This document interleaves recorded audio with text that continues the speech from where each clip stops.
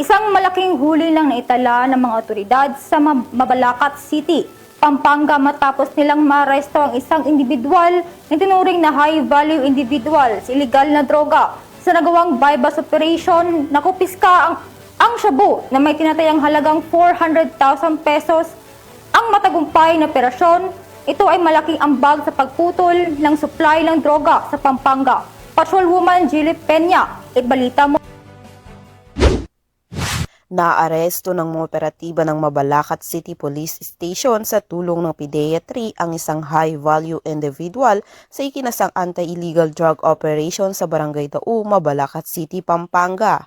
Kinilala ni Police Colonel Eugene M. Marcelo, Provincial Director ng Pampanga Police Provincial Office, ang suspect na si alias Tots, 22 anyos, construction worker at residente ng Balibago, Angeles City. Nahuli siya matapos makabili ang pusher buyer ng isang sachet ng hinihinalang shabu sa halagang 1,000 pesos. Sa isinagawang paghahalughog, nakuha mula sa suspect ang 12 sachet ng hinihinalang shabu na may tinatayang bigat na 60 grams at halagang 408,000 pesos, pati na rin ang bypass money.